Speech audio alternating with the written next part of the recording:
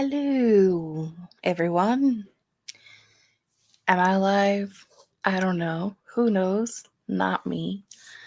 I don't know if there's anybody here, but I'm here. And I guess that's the important part, because if I'm not here, then is anyone here? I think I just asked that. I'm not sure. Anyway, I was going to film a wrap up for the Readathon and then decided that I would just rather do a live and talk about what I read, what I finished. Maybe do some reading sprints, maybe not, just depending on if anybody shows up or not. I know it's a random Wednesday, and I just last minute decided that I was going to do a live show. So, fun times. I feel really close to the screen, so let me fix that. I feel like I'm going to attack you all, and I'm not okay with that. So, here we go. Just back up a little bit. I have backed away now. Dun, dun, dun. Hello, Renata's here. Stephanie is also here. Hello, Stephanie. Would it surprise anyone to know that the second I started talking to the screen, Merlin started screaming from the other side of the room because she wants in. But no, she's on her own. Halfway through Frankenstein, since I'm kind of a slow reader. Wish I had more time to attend this, but I have online classes. Well, classes always come first, Miguel. So that's totally fine. And, whenever you finish Frankenstein, also totally fine. I know most people don't read the way that I do. I'm kind of a weirdo. I did end up reading 6 books during the week. I think we did our last reading sprints on Friday. I read a little more of Home Before Dark after that, but I never finished it. So I think I'm like 90 pages in to Home Before Dark by Riley Sager. I'm enjoying it. Saturday, what did I do Saturday? Was Saturday the day that I cleaned, or was Sunday the day that I cleaned? We recently had a bunch of drywall and painting and stuff done in the house. So I was like scrubbing kitchen cabinets and baseboards and countertops and all that this weekend. So I didn't really get a whole lot of reading done over the weekend, which is part of the reason why I was happy that I got 6 books read during the week, because I knew there wasn't going to be a whole lot of time for anything else. But, I guess since how we're here, I should talk about what I did read and what I rated everything. It's the same as it was on Friday, if anybody was here on Friday. But, hey, oh well. So, I read The Only Good Indians by Stephen Graham Jones, which I gave a 2.75 out of 5 stars. I liked it. It's horror. Horror's not my favorite genre. Jessica, you are having a readathon with spooky books. I know. But horror is not my favorite genre. It was I think it was more gory than like scary. I don't know. It just wasn't very scary to me. Very gory. Not very scary. I think it was very well written. I just don't think it was the book for me, which is fine. I then read Ghost Town, the first book in the Paranormal series by Phoebe Rivers, which I have since learned. This is a thing I did not know. The Paranormal series, as well as the Creep Over series, which I started reading a while ago as well. Both of these are by Simon Spotlight Books. I mean, obviously, these are written by PJ Knight. I assumed they were pen names. What I did not realize is that they're all ghost written by authors through Simon Spotlight. So a lot of these are like written by the same people. Like both of these series are written by a lot of the same people. I didn't realize that. That was the thing I learned this week while I was reading, while I was reviewing this on Goodreads. So that's a thing I learned. I gave this a 4.5 out of 5 stars. I do want to continue on with this series. I really like mid-grade. So, you know, mid-grade is like my favorite spooky, which is weird, but it's where I live. Mid-grade spooky. I think this is like the girl can see ghosts, but she's not sure why she can see ghosts. Her mother died during childbirth, and so I'm assuming that it has something to do with her mom, but I'm not really sure. Then I read, what did I read after that? Oh. Then I started on The Sweet Books by Kate Tiernan. These are from the early 2000s. I had previously read Book of Shadows, which was the first book in this bind-up, and I read The Coven, which I gave 3.25, Blood Witch, which I gave 3.25, and Dark Magic, which I gave 3.75. So I'm enjoying these, obviously, or I wouldn't keep reading them. I have the whole series. It's like 15 books, but they're very short. They're like 175 to 200 pages each. They're pretty short. So, I think if you are in my age bracket, which I'm 33, some of the best part of these is because of the fact that like the main character is 16 in 2001, and I was 14, 15 in that age bracket. And so it's like very reminiscent of high school.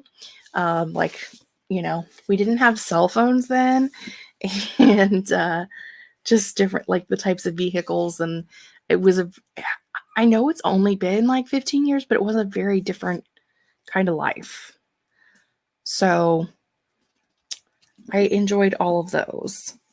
And then I also read this one, The Best Friends Forever by the PJ Knight. I gave this a 2.5 out of 5 stars. This is probably my least favorite of these that I've read so far. To say that it was very unrealistic is like, I mean, it's a kid's mid-grade book, so I don't feel like I'm spoiling it for anybody to say that. I mean, look at it. You know that girl turns her friends into dolls just by looking at the cover. I knew it. You knew it. It's like her and her dad move around from town to town all the time. And somehow, which it's never explained because it's a mid-grade, she like makes a new friend. They turn her into a doll and then they move to a new city. Like, she has like 40 of these dolls. There is no way that we live in a world where 40 girls in that age bracket have gone missing when they go to a friend's house to sleep over and no one has caught them yet. Like, the girl goes, like, she goes to this girl's house for a sleepover. Her dad knows she's there. Her parents know she's there. And then she gets turned into a doll and she never comes home. Like, they can only tell this story so many times before the police catch them. Right? I couldn't suspend my belief for that mid-grade. I can suspend my belief for ghosts and werewolves and vampires, but that I couldn't do, which is saying something. And then I started reading Home Before Dark by Riley Sager, as I said. Really enjoying this so far. This one has like 2 books in one. The modern day, present day. The present day, the main character's dad wrote a book when she was a baby about, not a baby, a toddler, a young kid, I don't know, about this house that they lived in. And it's kind of like a Amityville horror situation where like they lived there for 10 days, 20 days, something like that, and ran out in the middle of the night because it was so haunted and they were terrified. And so you get after that happened, he wrote a book about their experience and it became very popular. And she's lived her whole life thinking that everything her dad made up was a lie. And so this book follows both her story of what's happening, of her going back to the house as an adult, but also is telling the book that he wrote. So you're getting both like a thriller and a paranormal book in one book, if that made any sense. Yeah. Other people have been here while I've been talking. Bethany's here. JC's here. Yeah, I like, I don't understand the concept of like just all these girls go missing, and I don't know, it's really weird. I rate my books off of a 6.6 category system. So I rate based off of the characters, the cover, plot, pace, writing, and overall enjoyment. And I also give a bonus star for making me cry, or a bonus point for making me cry. So I rate all of those from 1 to 5, and I kind of go off of like the Goodreads scale of what 1 to 5 is, as far as like, I hated it, I didn't really like it, it was okay, I liked it, I loved it, like that scale. So I rate all of those categories based off of that. And then I add up all of my stars and I divide them by 6. So to get like whatever percentage, and then I round to the closest 0.25. It's a weird system, but it works. I feel like it gives me the most accurate, because like if I was reading these a few years ago before I had that rating system, I would just like have rated these 5 stars because I'm having a lot of fun reading them. Like they're fun to read, but they're not the best written books ever, and they're not like the most well thought out things ever. But if I had read them prior to my rating system, it would have been like, oh, they're a 5-star, they're great, because I'm having a lot of fun. So I do have, every great once in a while, I will get a 5.25 rated star, and that base, or 5.25 star rated book. Woo. And that just means that I literally rated it like everything was, I loved it and it made me cry. So yeah, I give it things extra points when they make me cry, because you know, I like to cry. That doesn't make any sense. I also rate graphic novels on a different system. I don't know what that system is because I don't read enough graphic novels to tell you, but I have it wrote down somewhere. So when I read a graphic novel, I have to find my other system. I think it just has a couple of different other categories, like ease of reading and artwork style. I think is the only difference. I had a couple more in, but I'm not 100% sure on that. Because again, I don't read enough of them to know for sure. I just kind of roll with it. So that was how I did. How did everybody else do? I know Stephanie said that she read 3 books, which is awesome. Also, making dinner, which I can get behind. I made a new recipe of chicken Alfredo for dinner tonight. It was actually really good. Rosalind, I read Book of Shadows, and at first I had a hard time getting into it, but by chapter 3 I had relaxed into the point of view and was better. I think the thing I had to keep in mind was that the point of view is that of a 16-year-old. I think that's a lot of it too, because like I'm 33, as I said, so I'm double the age of the character. So I have to like really, it's gotten easier now that my nieces are getting closer to 16, because I can like think of how they act and then kind of go back in my brain and go, oh yeah, I was like that too. But as an adult, it's kind of hard to look at it that way. Sometimes you forget that like you were once a teenager too and you acted like that as well. So yeah, Book of Shadows, I think it was definitely interesting to start, and then once I was just like having a great time, then you know, I really like the main character, Morgan. She's a lot of fun. I don't have a lot of love for any of the other characters Her best friend, is it Robbie? I think is his name. I've read so many books this month. I don't know for sure, but I think one of like her best male friend, I think his name is Robbie. I really like him too. But other than that, the rest of them, I could take them or leave them. I don't really care. They're just there. They're just here for fun for everyone.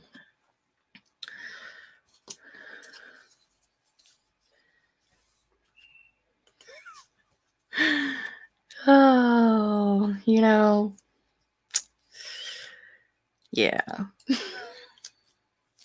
I don't have that problem because I don't have children. But I don't know if any of you guys were around last year.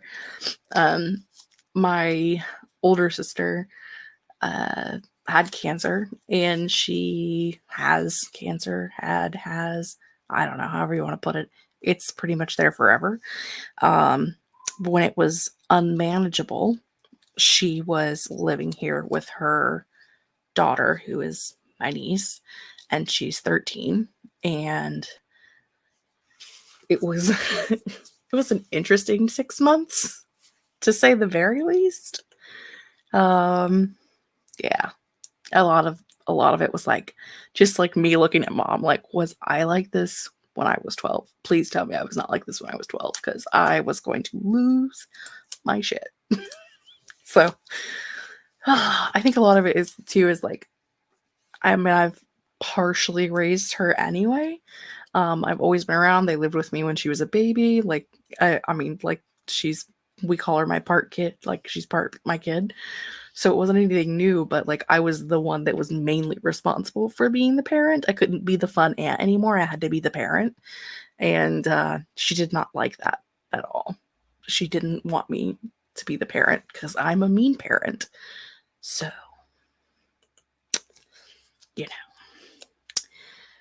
read The Fall of the House of Usher for less than 200 pages in purple cover, and stopped in the middle of the Haunting of Hill House for a ghost story and a creepy word. Did you stop in the middle of it because you didn't like it, or you just ran out of time? Curious.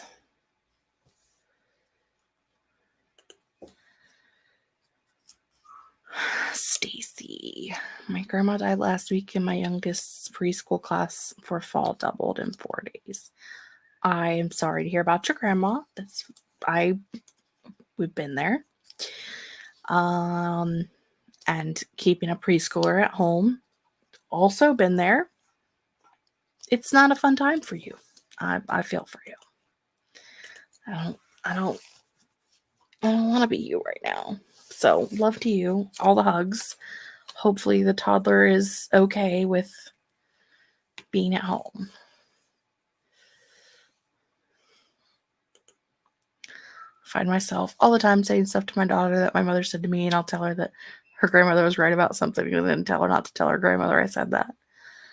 Yeah, for sure. I very much, I was always the kid, like, I want to say I was, like, the break baby, like, there was a lot of my brother and my sister are older than me, a lot of my cousins are older than me. I have one cousin that's my exact age, she's, like, 3 weeks older than me, and then there was, like, several years in between us and the next group as well, so, like, the two of us are in the middle, and then everyone else is either a lot older or a lot younger. And I was the one that, like, everybody, my mom, my aunt, my grandma would like be yelling at someone, and they'd be like, "Tell them how it is, Jess." And I would, I was the one that would be like, "Life ain't fair, get used to it. You have shit in one hand and want in the other. Which one do you think's gonna weigh more?" Like, all of those things that your parents say, like, they would just have me say them for them when I was a kid. So I've always kind of been on like I've always kind of been the one that has like the voice of reason.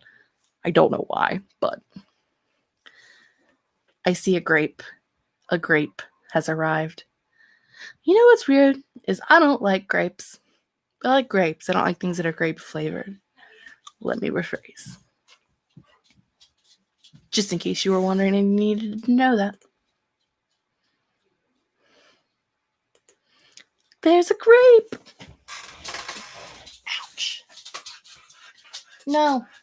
No, you're not. Sky has decided that someone came in, and so she wants to go see who it is, but it's just Nana, and she'll be over it. I am always the voice of reason, like, for everything. Always the voice of reason. I don't know if it's because, like, I got to watch all of my cousins fuck everything up when I was a kid. And so, like, I'd already seen everybody go through everything. But, yeah. Always the voice of reason. I'm also the only one that reads. My other cousin Ashley, she does read as well. And sometimes she watches my videos. So if you're out there, Ashley, hello. But it's like people will come over for like holidays and stuff. They're just like, why do you have so many books? I'm like, because I like them. Because books are awesome. Obviously. That is not what I wanted to click on. I wanted to click on a Charlotte. Hello, Charlotte. So, do you guys want to hang out and chat? Or do you want to do some readings, friends? I'm up for either. I don't really care. You're not really chatting. I'm sitting here talking to you about things that no one probably cares about. So, you know. What's up? What do you want? What are we doing? Besides sitting here looking at myself on a screen. No, Sky. It's just Nana. You'll be fine. She's like, but I love my Nana. I want to go see her. Dogs, man.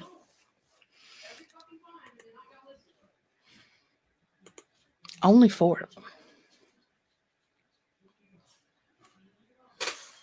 Okay. What's my favorite book? Ooh. I'm looking over at my bookshelf.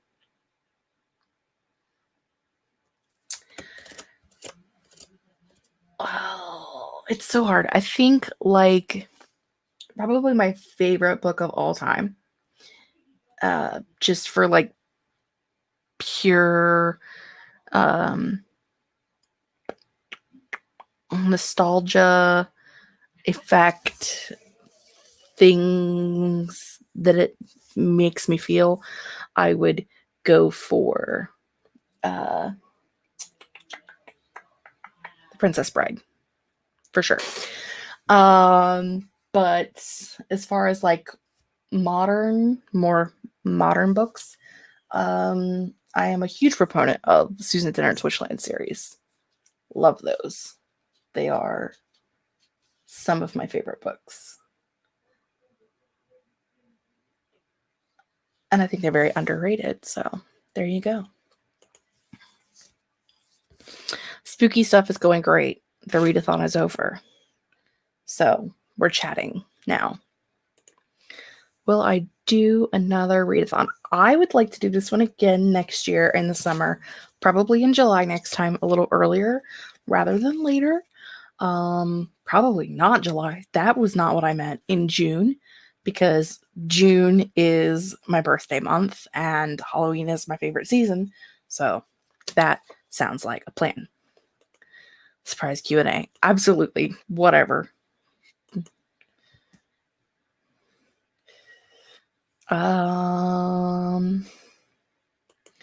What's the best book you've seen turned into a movie? Like, what was the best done, or like the one I enjoyed the most? Because those are going to be two different things. What I enjoyed the most, everyone's gonna die in a minute. My favorite book to movie adaptation thus far for pure enjoyment is Vampire Academy. I love the Vampire Academy movie. I know it is the cheesiest, corniest, weirdest thing ever, but I absolutely love it. I watched it. I had like a crazy obsession. I watched it every week for years and still watch it regularly. I absolutely love it. I watched it before I read the books. If I had watched it after I read the books, probably wouldn't have enjoyed it so much. As far as best done book to movie adaptation, The Princess Bride. Again, for obvious reasons, because it's exactly as it's written, pretty much. So,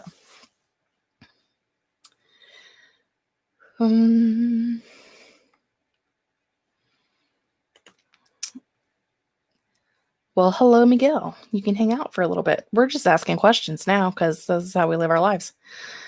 What's the one book you hope they never turn into a movie?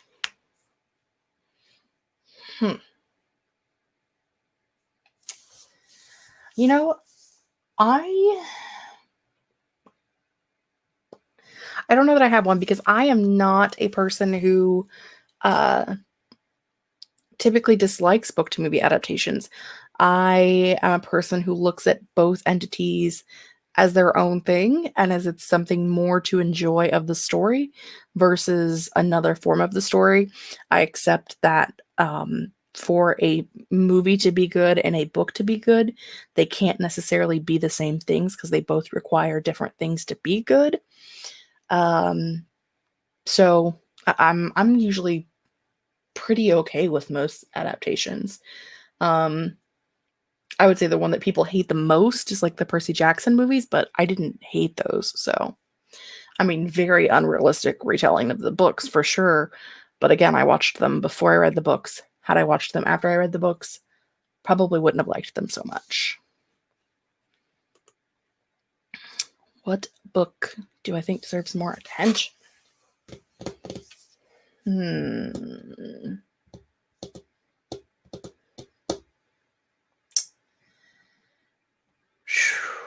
That's a good question. What's over there on that shelf? What do I have in here? You're right, Charlotte. The books are better than the movies. The movies are okay.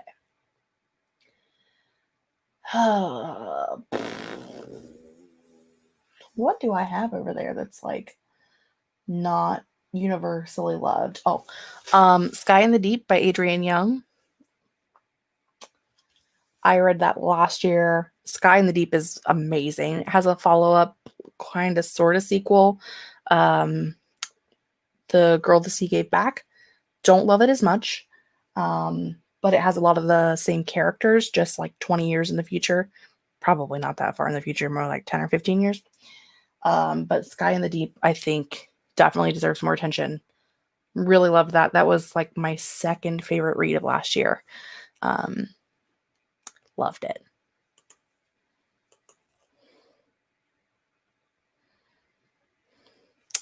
You know, I love that, like, Rick totally hates the movies, but I have to give them credit because without the movies, I never would have picked up the books. So, I mean, I wouldn't have watched them without. So, I wouldn't have read them without the movies. So I have to appreciate the movies for turning me on to the genre. I'm very, the book, the genre? Really? That's the word I went with? Okay. I am notorious for watching movies before I read the books. As I said, I did that with Vampire Academy, Percy Jackson, Shadowhunters. What else did I watch before I read? Like everything. The Hunger Games, Divergent for sure. Hunger Games I might have watched. I might have read the first book before I watched the movie. Maybe. Divergent for sure. Lots of them. What book do I think is overrated? I would click on it, but I don't know where my pointer is. The mouse has escaped. Oh, there it is. Oh. Hi, Nikki. We're just doing like an impromptu Q&A, so hang out as long as you can. What book do I think is overrated? Easy answer that gets me hate mail all of the time. Fangirl by Rainbow Rowell. Hated it. Hot, stinky garbage. Hated it. That's just my take. If you love it, that's fine. I hated it. And everyone has like 33 copies on their shelves. It's fine. Favorite genre? Fantasy, paranormal, anything with magic. I'm kind of loving 2000s witchcraft right now. So, I mean, I've always loved 2000s witchcraft, but I've finally found it again. Last year, I looked like forever for like a really good witchy book last year. And I read so many that fell so short. And then finally read These Witches Don't Burn and This Coven Won't Break by Isabel Sterling. And they were beautiful. Glorious. I actually did not start reading. I had read a few contemporaries, but not a lot prior to doing the Contemporaryathon that was hosted by Chelsea, Julie, and Natasha. And that really got me into contemporary. I used to only have like 4 or 5 contemporary books on my shelves that I had read. And now I have like 2 whole shelves that are contemporaries that I have read. So that is something that I have recently gotten into. And I like thrillers. I've started reading some thrillers. But prior to probably 4 years or so ago, I wouldn't pick up a book if it didn't have magic in it. So, Bethany, spill the tea. Listen, there's no tea on Fangirl. I just didn't like it. It's like, oh, how do I explain this? Okay, so like it's been 4 years since I read this, so whatever. The guy, the main love interest, is his name Levi? I think it is. If I pulled that out of my ass, I don't even know. Anyway, he just, like, every other page, he's like running his hand through his hair. Like, she talks about it all the time. And I'm like, if he literally ran his hand through his hair that much, he'd be bald. For real. Like, just all the time. All the dang time. And like, her name is Kath because her mom couldn't come up with a second name. Like, really? You were expecting one child and you were going to name him Catherine, but you had 2 children. And instead of coming up with a second name, you just were like, that one's Kath, that one's Ren, it'll be fine. And like, the whole point is like, their mom didn't want them and didn't love them, but like, their dad did. Why didn't he give them a fucking name? Okay. And also, if you're 19 and you don't realize that in your English class, you can't write and turn in fan fiction and not get called on it, you're a moron. That's where I live. I'm done. Okay. Now, moving on.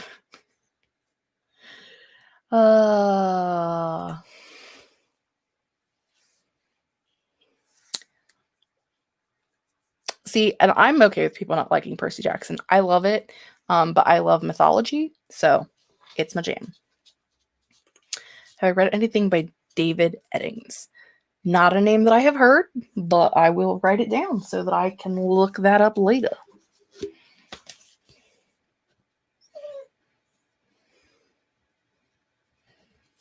Written down so I can look that up later.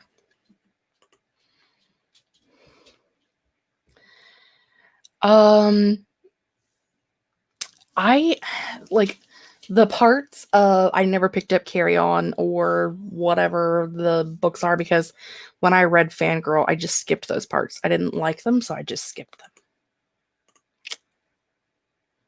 Dark Magic. A book that I keep saying I need to reread, or a series I keep saying I need to reread and I haven't yet, is the Wicked series by Nancy Holder and Debbie V. Gay that came out in the early 2000s, which is like my witch time. And it is a little more dark, and I think it doesn't have like that happy ever after ending that you expect to get nowadays. It was I need to reread it because I want to recommend it to you and I want to recommend it to people, but I haven't read it in so long that I don't know if it stands up. So that's something that I need to do in the near future. Writing sprints, I think I'm going to read the whole time. I have a book club book that I need to read. Hard, same. In case y'all don't know, Kate and I's Authortube Chat book club. There we go. We're reading the 5th season by N.K. Jemisin. I started reading this via audiobook and it doesn't work on audiobook at all for me. I had no idea what was happening. So I need to start over from the beginning and I haven't done that yet. And our live show is next Wednesday. So I may also be reading the whole day, but it's fine.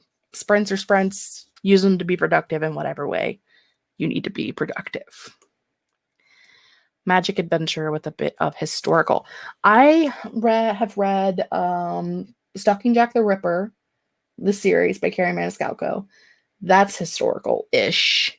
I really liked that series. And then Sky in the Deep and The Girl the Sea Gave Back are kind of Viking-ish, so kind of historical, but I haven't read a lot of historical stuff. So I'm not out on that, but I don't know a lot. So yeah.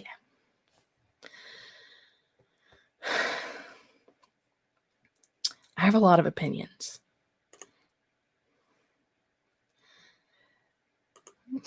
Cap.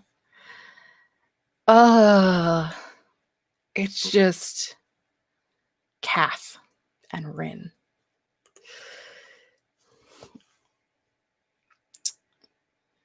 Do you envision the books you're going to write being a movie down the road? Do you like to write with that possibility in mind? I think it depends on the book. Like some books I can look at and be like, I can see how they could turn this into a movie. That'd be cool. And then other ones I'm like, I don't even want to know like what would be the series that I'm working on now that I'm rewriting that I've been working on for over a decade. It has so many moving pieces that it would be something like Lord of the Rings or Harry Potter or I don't know, The Witcher, or like there are a lot of different cities and people and species, and it would have to be something that is like that massive. And I don't ever see my writing being popular enough for them to spend the kind of money that you would need to do something like that. So no, I don't ever look at that as being something that would be turned into a movie. It's never going to happen. But some of like my YA that's more realistic, sure.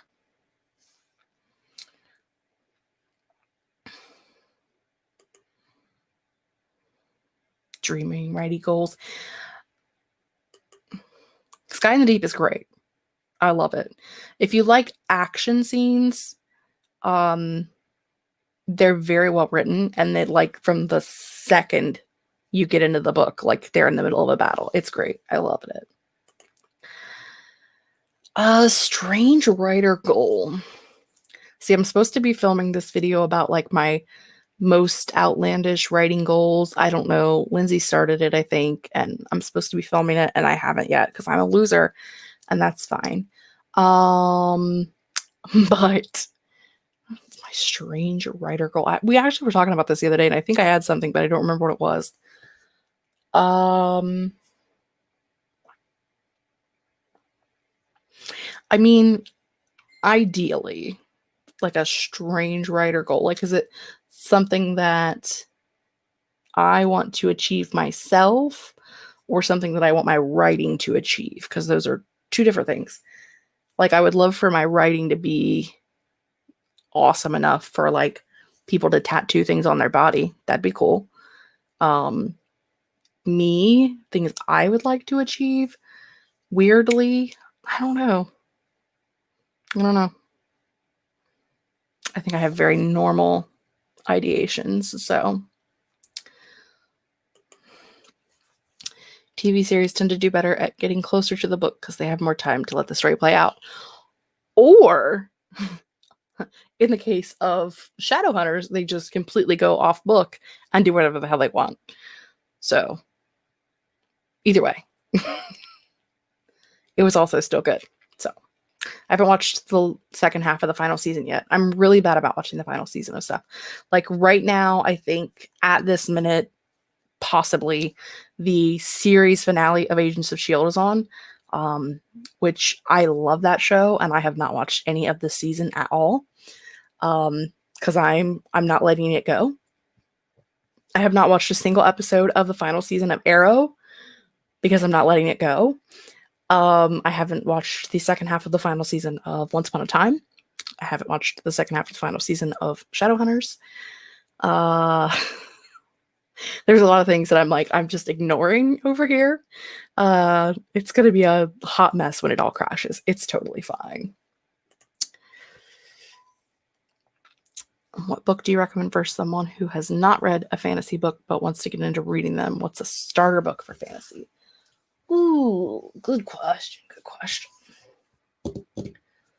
Let's see. What do we have? It would be a good starter book for fantasy.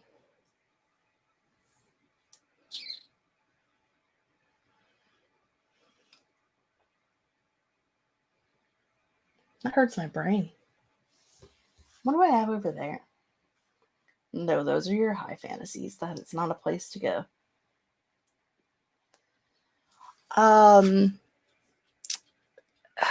What is the name of the author? It's over there on my desk. Reign of the Fallen is YA. I'm not good with, I haven't read a whole lot of adult fantasy, so I can't really help you out with that. But Reign of the Fallen is a YA fantasy, and I'm trying to remember who wrote it, and I can't. The cover is pink, and it has a skull on it with a crown.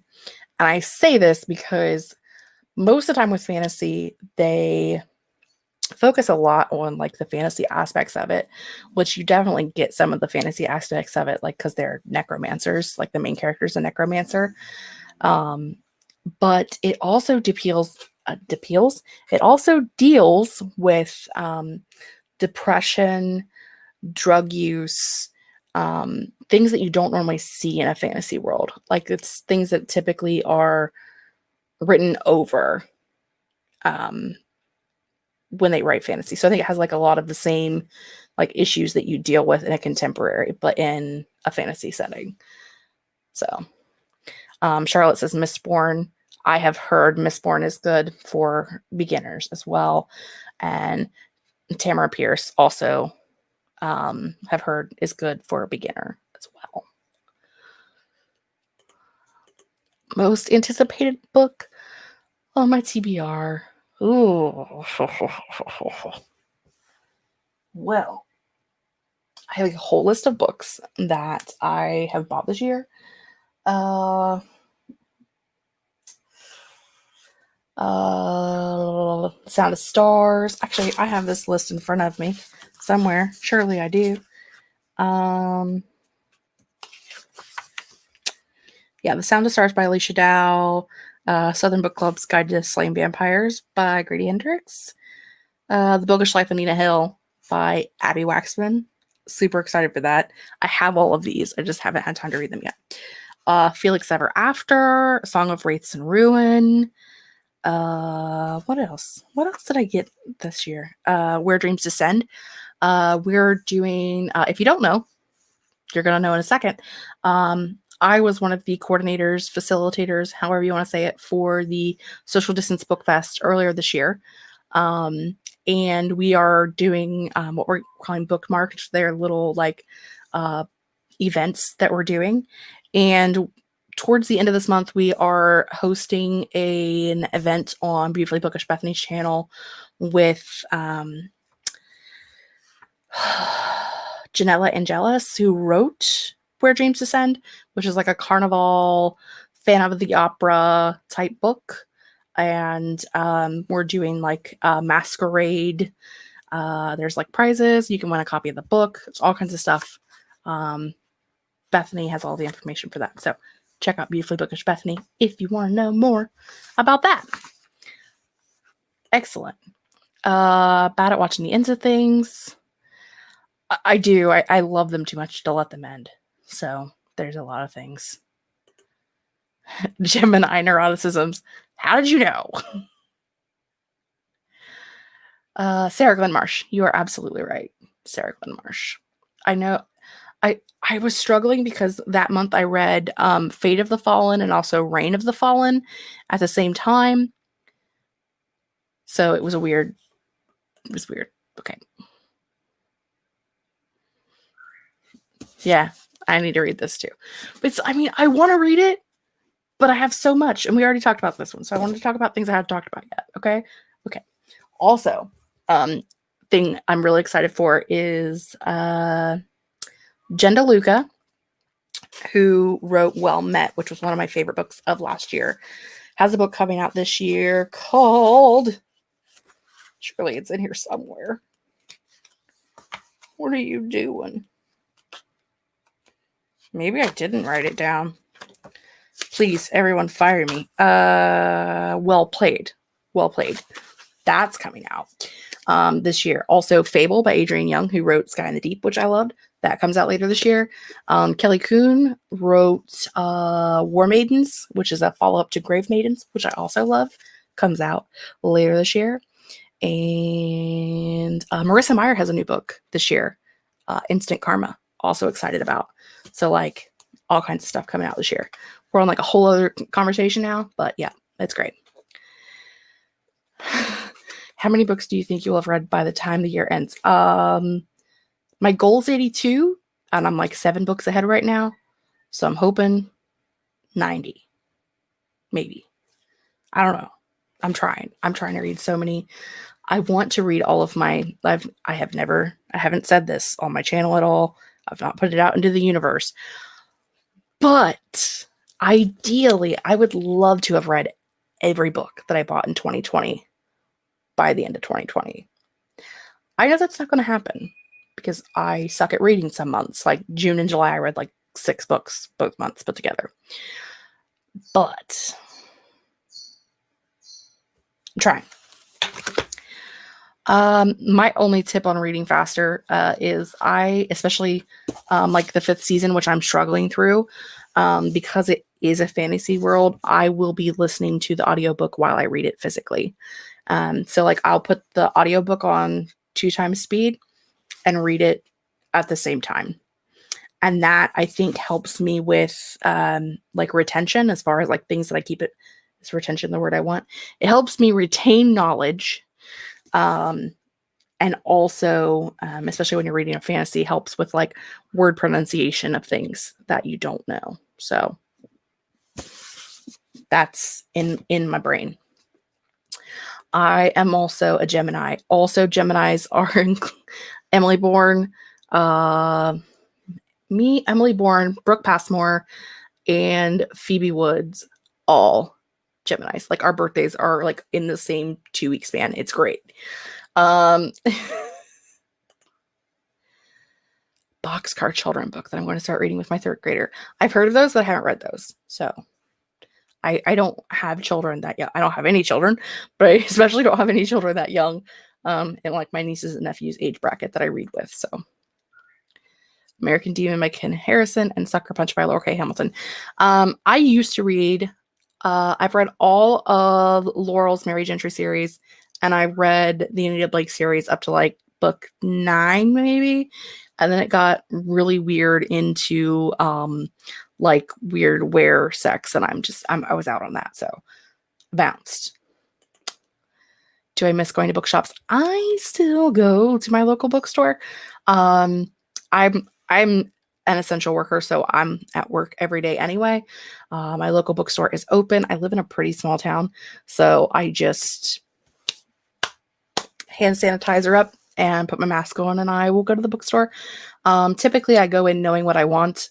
A lot of times I'll just order online, but if I want to go and like talk to her specifically and get a recommendation for a book, I will go in and ask. They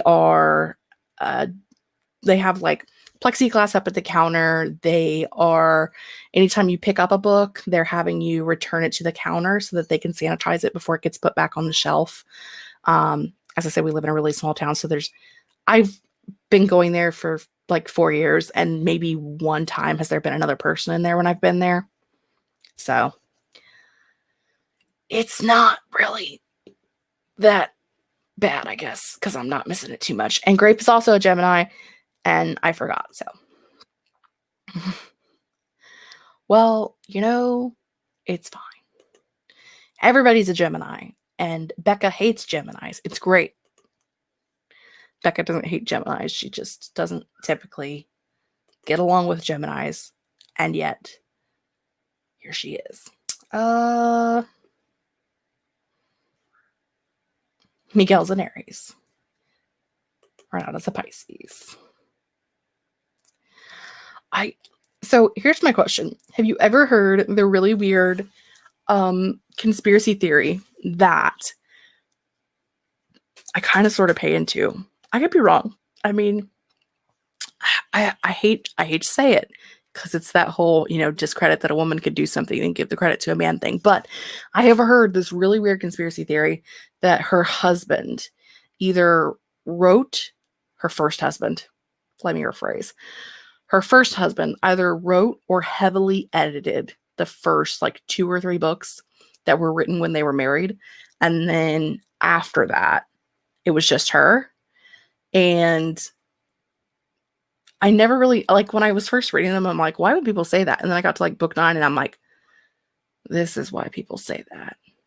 Okay. You ever heard that fan theory? It's a weird fan theory. Yeah, I live, I said I live in a really small town. We've had less than 50 cases altogether, and only 15 of those were what's the word I'm looking for? Residents.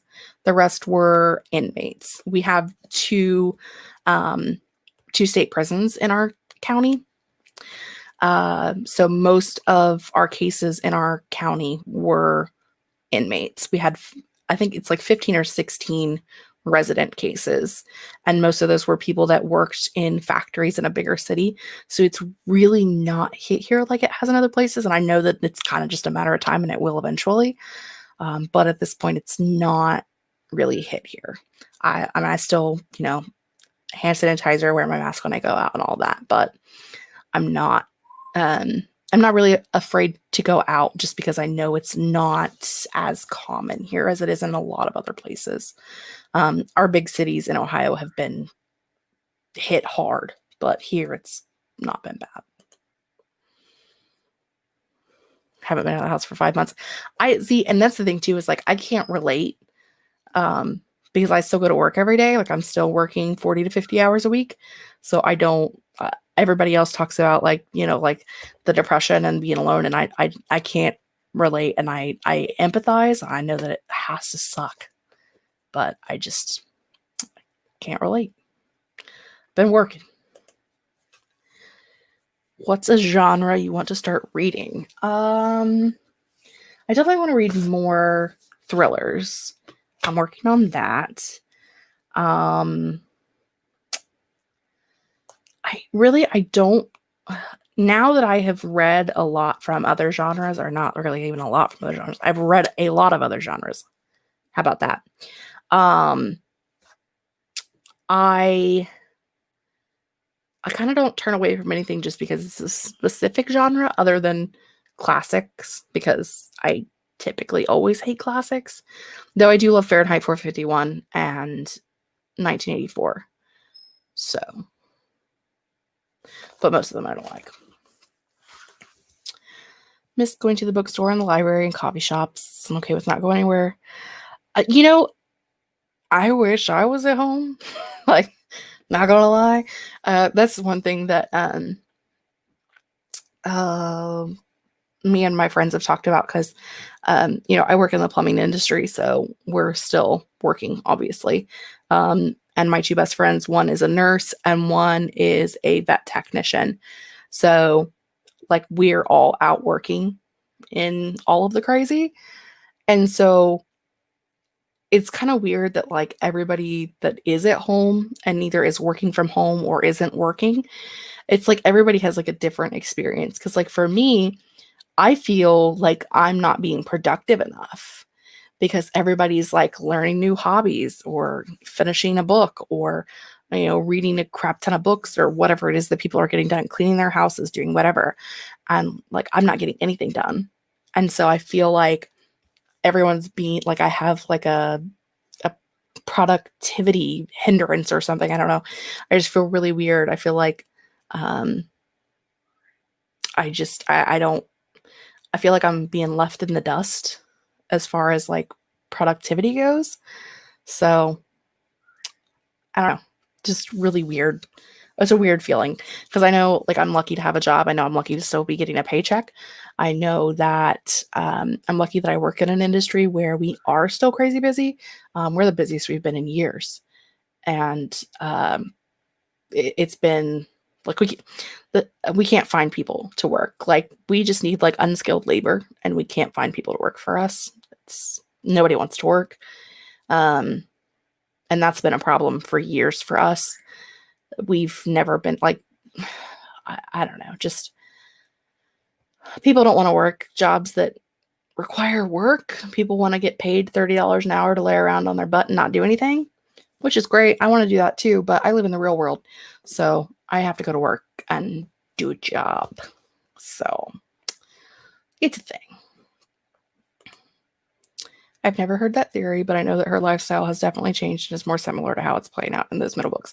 Yeah, definitely more related to the middle books and things. But yeah, it's an interesting theory. Like if you look at the time frame of when she was married to her first husband and the way the books changed in that time period, it's an interesting theory. Glad that my county is sort of low level. And that's kind of the thing too, is like I don't know that we're on an uptick, but I expect one to happen. So dystopian classics. See, that's the thing though. Like I hate Animal Farm. Animal Farm is like one of my least liked, most hated books ever. But 1984 I love. And it's a lot of the same themes and it's a lot of the same theories, but I just don't understand like the end of the book, the pigs are in the house talking to the humans. And so like the other animals see that like the pigs have just become the new humans. But if the pigs could talk to the humans, why don't they just fucking ask for some time off? Like, if you could talk to the humans, why didn't you be like, hey, Steve, me and Joe would like to have a little bit less time being worked to death, if you might. That would be cool. I don't know. It's not my jam.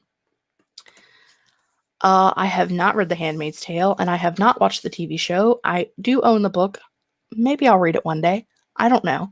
I feel like it's something that will make me very angry, so this is not the time to read it.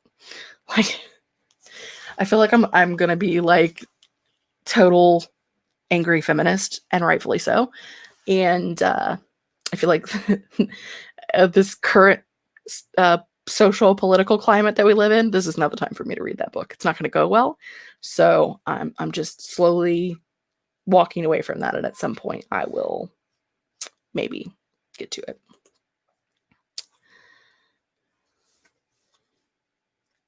Yeah, watching everyone else learn new hobbies, and it kills me. It does. I want to get, there's so much that I want to do, but there's only so many hours in the day. So I have read Of Mice and Men in probably like 6th grade. I don't really remember it very well. Except classics are not my jam. I never liked them in school. The only book I read in school that I liked was 1984. I read Fahrenheit 451 on my own the summer before college. I went to a school where like we were pretty far behind other schools, but my English grades were really good. I tested out of needing a regular English class in college. So the summer before college, I spent a lot of time catching up on classics that we never got to in school, like Catcher in the Rye and Fahrenheit 451. There were some others. I did like The Scarlet Letter too. We read that in high school and I liked that. But most of the stuff that we read just was not it. It's not my thing, which is fine. Expect more of an uptick as the schools go back. My niece, her school started Monday, and the other, like the city schools started Monday. The county schools are all like, we're going to wait till September. And I think what they're doing is waiting to see how bad it goes for the city schools to decide if they want to go back to school or not. So on one hand, I realize that like it's not great for schools to go back, but on the other hand, I don't think it's fair to expect parents to go to work all day and then come home and teach their children. I know parents that tried to do it last time, and I think we're just basically killing their parents. I don't think it's possible it's possible, but it's just not feasible to keep up that amount of work, to have two working parents who have to go to work every day. Hope you have a child old enough that can stay home by themselves and then come home from work and then have to teach your kid all of their lessons from the day. So I don't think it's like, I'm not saying the answer is like, just don't do school till it's over, but maybe the answer is just don't do school till it's over. I don't know. I don't have kids, so I'm not in on that one. I dodged that bullet, but I feel like there's got to be an answer somewhere in there. But I don't know. Yeah. That's why I have chosen not to watch it quite yet. I'm not ready. No, I did not like the classics. They're not my jam. I don't like The Catcher in the Rye. I don't like The Great Gatsby. I don't like most of it. It's not, I don't like it. It's boring. I know it's weird. I know that probably means that I'm not as intelligent as other people. I'm told these things all the time. I don't care. I haven't read Little Women, but it's on the list of ones that I do want to check out.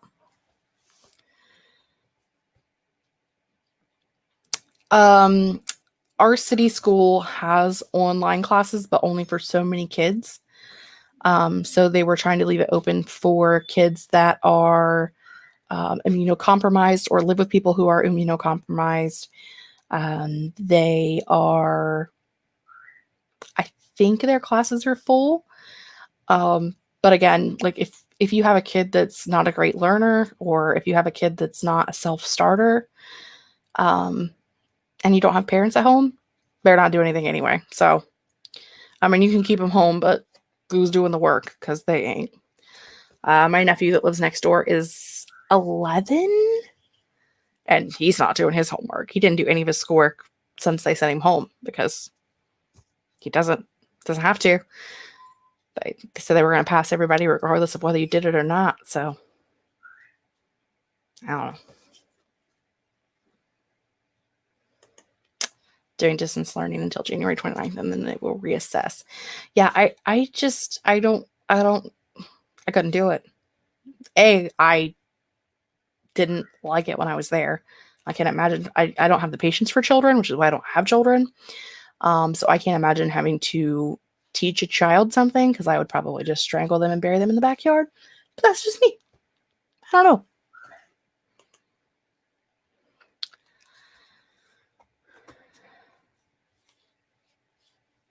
Yeah. And I think that's the thing too, is like some people are home, but a lot of people aren't. Most states are opening back up to some extent. I don't think there's a right or a wrong answer. I think it depends on like where you live, population, what the situation is where you are, as far as like how many cases there are.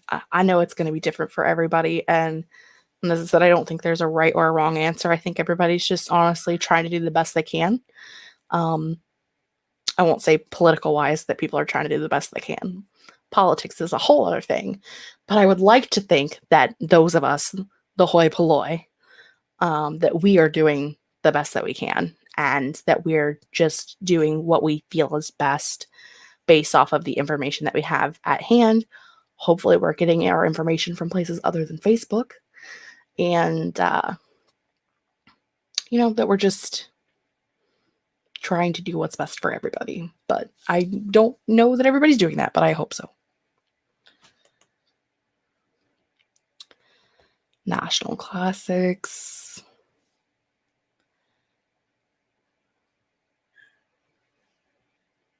I can see that. I can see that would be, well, I mean, it would be more interesting and would be more needed. I think that, I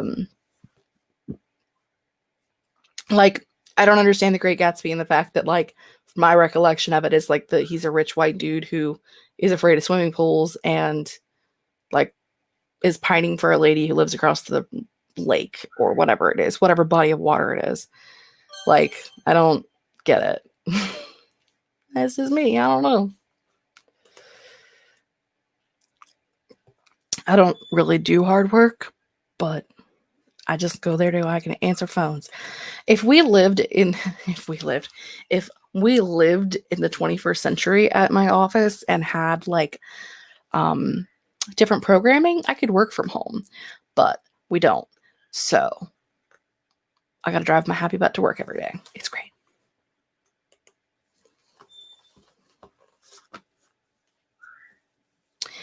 Yeah, I don't think that, again, I don't think there's a right or wrong answer or a universal answer, I guess I'll say. I don't think there's a universal answer. I think things have changed too much, and I think people are stupid, and that's a large part of it.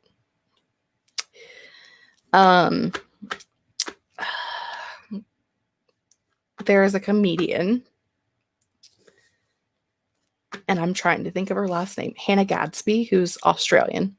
She has a couple of specials on Netflix, and her newest one talks about Americans and how we are so set in our ways. We're so stupid. We're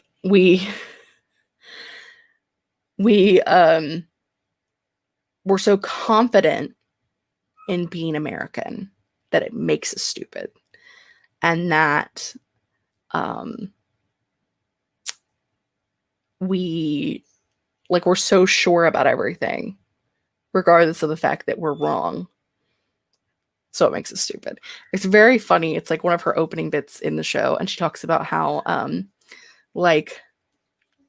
everybody uses petroleum to fuel their vehicles, and in most countries like Europe and Australia, they call it petrol, but here we call it gas, except it's a liquid.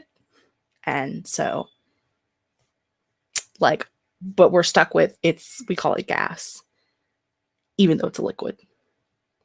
Why do we do that? I don't know. It's funny, but also we're dumb. So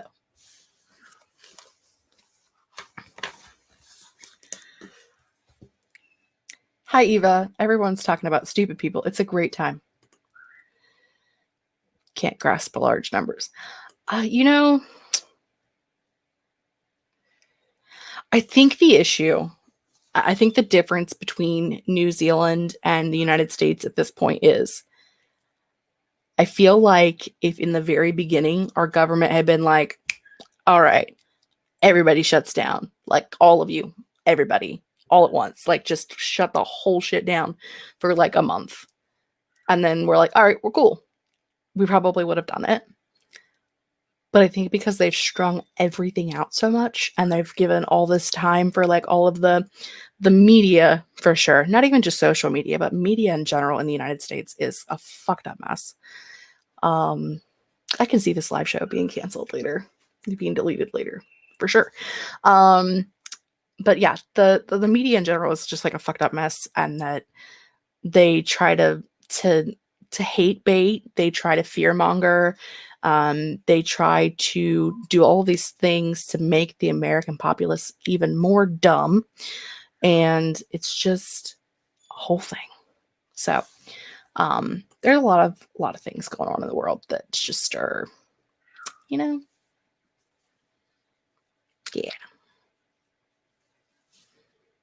Oh well. I mean, it's a lot of people, and on one hand, it's a lot of people. On the other hand, like, we probably could use a few less people, but like, I want to pick the people, if that makes sense. Like, I want to pick like the child rapists and the murderers to be the ones that go. Like, if I could pick the people, it would be okay. But since we don't get to pick the people, I'm not okay with it. If I got to pick the 2%, I could live with that.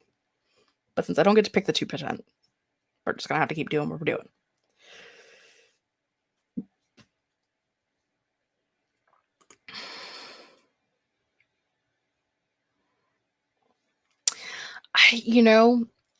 I've heard so much stuff about tests. Like, our governor, I live in Ohio. Our governor like takes a test every day or several times a day. I don't know. Which total waste of resources in my opinion. So he was supposed to go to the airport to meet with President Trump, and like the test he had to take before he went was positive. So he couldn't go to the airport to meet with President Trump. But the one he had like an hour later and the one subsequent were all negative. So I think he just didn't want to go to the airport to meet with the great Cheeto. Which, fair, but also you're trying to tell people that testing is accurate, and yet you're talking about non-accuracy in testing. So I have a problem with that. Whatever, it's fine. We have went on a tangent. Yeah, I'm about 60 miles south of the capital of Ohio. So, and it's bad, but it's not as bad as like Cincinnati and Cleveland, which are, I don't know what the populace is as far as like if they're bigger than Columbus, but I know they both have more poverty rate than Columbus. I don't know if that's got anything to do with it. I don't know why it would, but I don't know.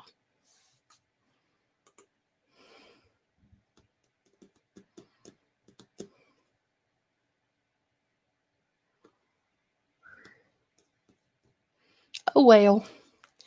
Yeah. Quick, someone ask a reading or a writing related question so we could walk away.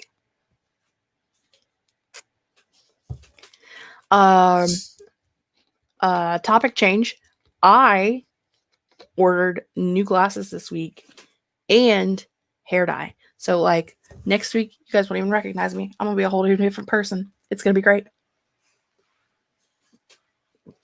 If my glasses are the right prescription, because I use one of those ones where you scan them with your phone to get your prescription, so it may be really wrong. And also, if my hair dye ever shows up, because it's supposed to be here today, but it wasn't here today. Now they're saying Saturday. I don't know. It's gonna be a surprise color that I don't think I've had since I've had a YouTube channel. Maybe not. And I've had blue and purple and all of that. So.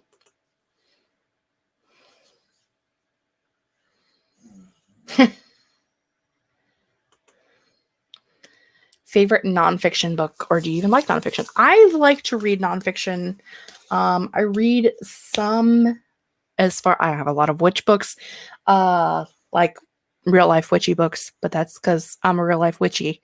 So I have a lot of those. I have a lot of memoirs.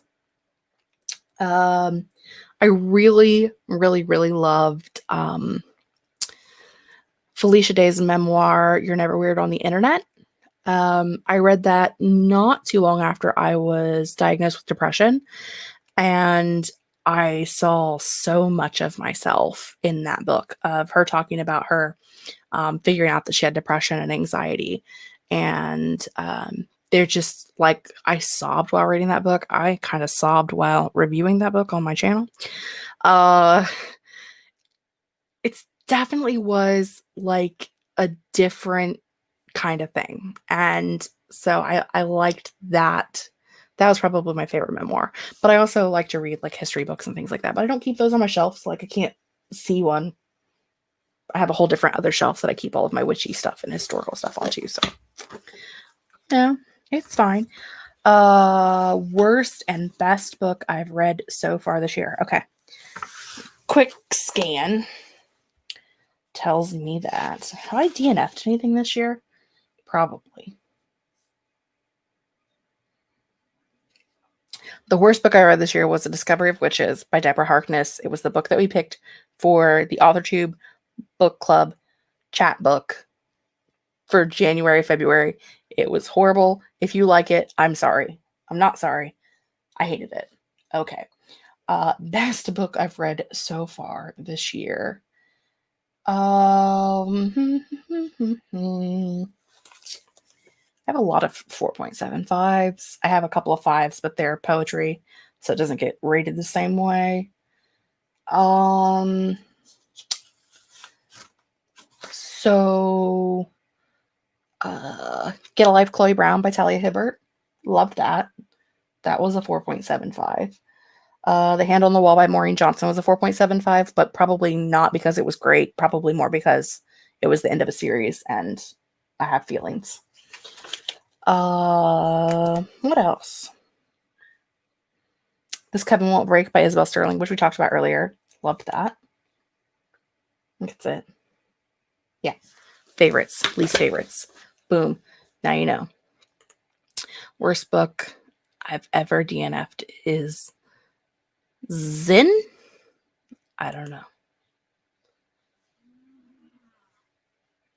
Have you read Dampier by Barb and JC Hendy? Nope. Writing it down.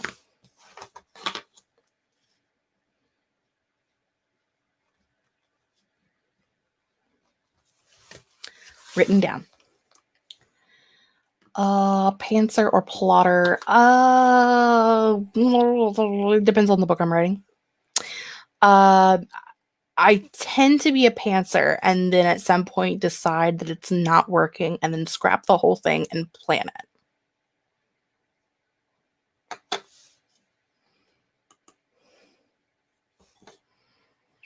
Oh, I DNF books a lot, for sure. I would have DNF'd A Discovery of Witches if I wasn't reading it for a group chat. I probably would have DNF'd this Stephen Graham Jones book that I read, which he's such a nice dude, and I didn't want to DNF his book, and I think that's probably why I didn't, and because I was reading it for a readathon, but otherwise I probably would have DNF'd it. The Girl Who Drank the Moon is one I DNF'd last year. And I Darken by Kirsten White, DNF'd that last year. Have I DNF'd any this year? I know I've done some unhauls this year, but I don't know if I've DNF'd anything this year. But yeah, I DNF books if I'm not enjoying them.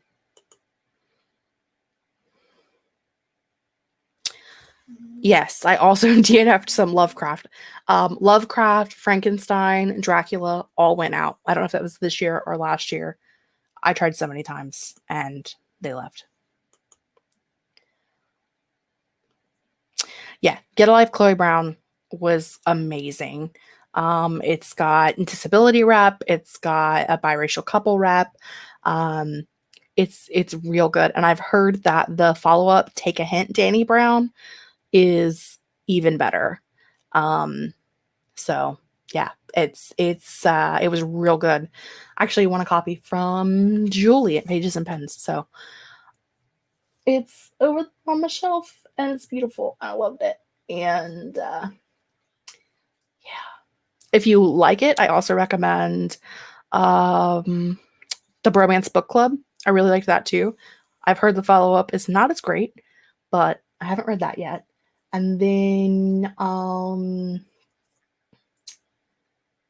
think that's it. Because I didn't like Fix Her Up as much as most people did. I thought Fix Her Up was really funny, but the sex scenes were really weird, so I didn't love that. I think that's it. Yeah, that's all I got. I have a lot of weird books. Oh, books. We were talking about books. Books that I just saw that I didn't talk about earlier because I don't typically talk about contemporary. One of my favorite books of all time is A Semi-Definitive List of Worst Nightmares by Crystal Sutherland. Also, Our Chemical Hearts by Crystal Sutherland. Our Chemical Hearts is being turned into a movie that's releasing later this month, I believe, or early in September, starring Lily Reinhart. And I can't remember the guy's name because I'm a loser. It's going to be on Amazon. It's just called Chemical Hearts. They took out the hour. Don't know why, but they did. Great book. Excellent book. I reread it this year. I've read Semi-Definitive List 4 times, I think. Loved it. Like, love that book so much. It's about a girl. It's like it's like contemporary, but it has fantastical elements in it. It's like a girl who her family is afraid of everything. Her family is afraid of everything. No, that's not it. Her family, everyone has like one great fear. Her brother's afraid of the dark. Her mom's afraid of bad luck. Her dad's an agoraphobe. She hasn't found her great fear yet, but she keeps a list of everything that she might be afraid of so that she can avoid them, so that she never finds her great fear, because she believes that everyone in her family is cursed to die from the thing that they're afraid of. And she meets a boy, as they do, and he tries to help her overcome her fears, to go through everything on the list. It is an amazing book. It does have trigger warnings for all of those things, as well as an attempted suicide and depression, anxiety, treating a mental illness as if it were like a curse so that you can overlook the fact that you have a mental illness. That's a big running theme throughout the book. But I love that book so much. Why can't I see it from here? Like, where is it that I can't see it? Oh, there it is. Sitting next to my favorite book of 2019, which was 10 Blind Dates by Ashley Elston. Christmas book. Amazing. Highly recommend. But yeah, Semi-Definitive List of Worst Nightmares, Crystal Sutherland. It's amazing. It's a long-ass title, but that book is great. It made me feel things that I didn't want to feel. And it's not for everybody. It's one of those things that it's really not for everybody. Like, borrow it from your library because you may not like it. But if you like it, you're going to really like it because it's awesome. Write all the names down. I'm telling you guys, like, sometimes I forget about a book and like how much I love it. And that's one of them. Like, I don't know how I forgot about that as I was looking at shelves earlier. Probably because I was completely not looking at my contemporary shelves at all. Because contemporary. Is there other contemporaries on there that I loved? This Heart of Mine by C.C. Hunter will destroy you. Highly recommend. That is a girl who has a bad heart, and she goes to school with identical twin brothers, and one of the brothers dies, and she ends up with his heart, and she starts having nightmares about how he died because they say that it was like, they said that it was a suicide, and the brother that's living doesn't believe that it was a suicide. And they both start having nightmares about how the brother died, and they have to like work together to figure out. Guys, that one will destroy you. Highly recommend. This Heart of Mine, C.C. Hunter. Highly recommend. What else? What else is over there? I don't know. If you love Hate to Love trope, The Only Thing Worse Than Me Is You by Lily Anderson. Awesome. Are there books over there behind those books? Oh, yeah, I didn't like that book. It needs to go. I have a stack of books that I'm unhauling that are in front of all of the other books, so whatever. It's fine.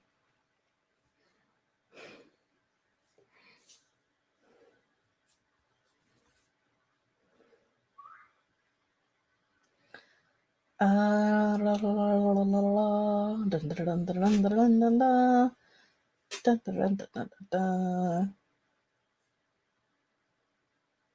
think it's it. I think it's it. It's everything. You know what else I read this year that was awesome? I don't know how it wasn't like on my favorites of the year. Seven Husbands of Evelyn Hugo. I thought that shit was overhyped. No, it was just fucking awesome. So highly recommend that. If you've been sitting on that one and you haven't read it yet because you feel like it's probably overhyped, it's not. Read it. It's great. FYI. Really need to read this book, guys. It's so long. And I'm like excited, but also terrified. I'm afraid I'm not gonna like it because everyone has loved it, and I don't want to dislike a book that everyone else loves so much. But I'm terrified I'm not gonna like it. Have I ever read James Patterson? I used to read James Patterson's Women's Murder Club series. I will not read it anymore. I have given up on it. I stopped, I think, around book 19. I think I stopped at the Christmas book, whatever the most recent Christmas book was. So, yeah, I'm bounced. I haven't read any other James Patterson. At this point, I feel like the issue with James Patterson books is that they're no longer written by James Patterson. And so, like, the first few books in the series are always really good because they're written by James Patterson. And then after that, it's just written by whatever random person he decides to co-write with. And I'm not into it. So, yes, we did a chat about the Seven Husbands of Evelyn Hugo was our March, April book. May, June was Truth Witch. Not as many people read that. I'm trying to force feed it on people and they won't read it. What is wrong with you people? Why are you not reading Truth Witch? It's amazing. Susan Dennard is the queen. You should all read her books.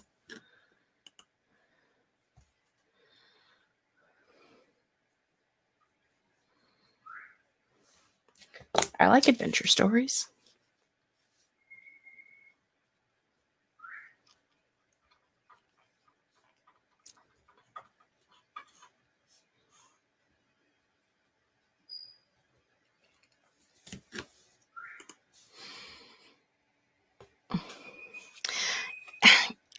I mean, he still writes them, but they're just not as good. I didn't like them anymore. That's just me, though.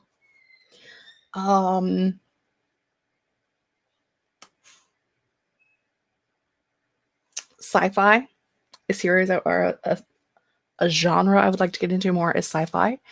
But last year I read Empress of a Thousand Skies and Blood of a Thousand Stars by Rhoda Baeza. And there is a character that I really hated in the first book. Like, really hated. And he actually dies in the second book. And I sobbed so hard. Like, I still didn't like him. I still hated his character. But, like, reading the way that everybody else reacted to his death made me cry so hard. Like, I feel like if you can write a book that makes me cry over a character I didn't even fucking like, it was amazing. So, there's that. Rhoda Baeza. Highly recommend. Anything else over there we haven't talked about yet? I have a love affair with Amanda Hawking, in case you didn't know that. I do.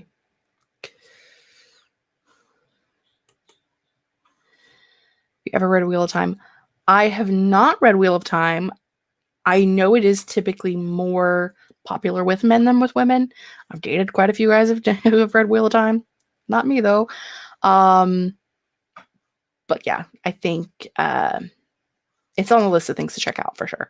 It's not one of those ones I want to buy like 20 books of the series of, but I would read the first book and see if I like it for sure. Sci-fi is science fiction, so it's science, and fantasy is more magic. Really the only difference. It can have fantasy overtones, but I think the difference is like science fiction typically will involve space or time travel, or like technically Divergent is kind of a sci-fi because of the fact that they used people as science experiments in order to create the different sects of people. Not sex with an X, but sex with a CT. Sects of people. So like, I think fantasy is pretty much anything not in our world, but there's so many different other forms of fantasy. Like technically paranormal is fantasy. Anything that's like an alternate universe is fantasy. Science fiction is technically fantasy. But science fiction is in its own genre. Like a sci-fi can have fantasy, but a fantasy can't have a sci. It's a thing. But yeah, it does seem very similar, but I think fantasy tends to have like magic, and science fiction is like science-y magic. Yeah, that's right. I went there. Like,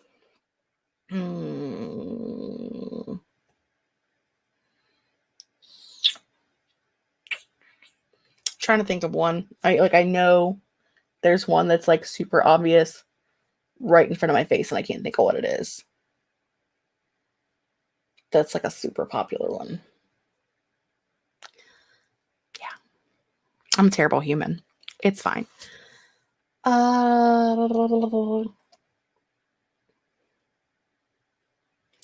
Like the Marissa Myers. What is that series? Cinder. Whatever it is. Whatever it is, I don't know. They like they have cyborgs and space travel and also magic. So yeah.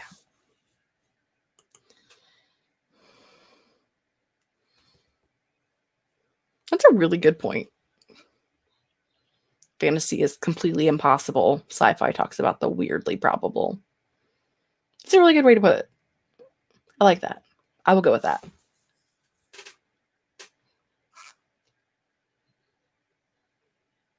Yeah. I was trying to see what's over there. I know there's like a sci-fi jumping out at my face, but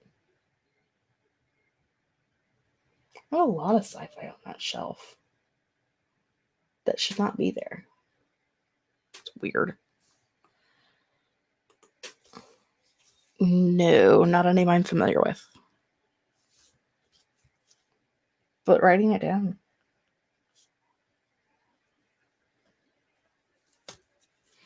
Because why not?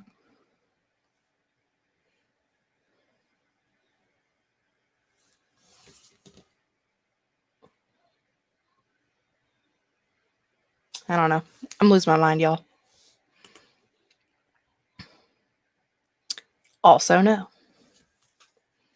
Also, writing it down. My sci-fi has been very small and is almost exclusively YA. So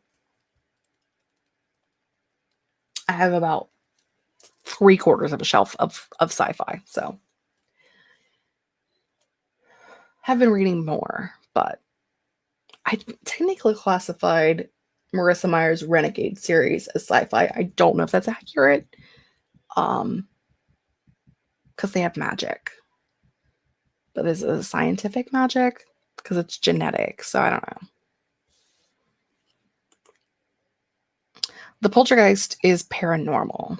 Anything with ghosts is considered paranormal, which is kind of a fantasy, but kind of not.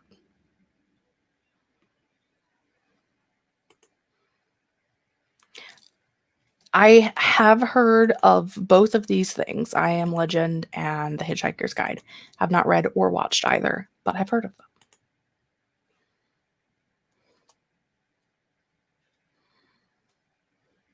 Yeah. Genre is weird, and it's all a matter of opinion, in my opinion. It's like I said earlier with a semi-definitive list, it's technically a contemporary, but it has a Grim Reaper in it. So, like, is it a contemporary? I've never met the Grim Reaper. Have you? And if you have, what's his number? Can I call him? Is his name Steve? I don't know.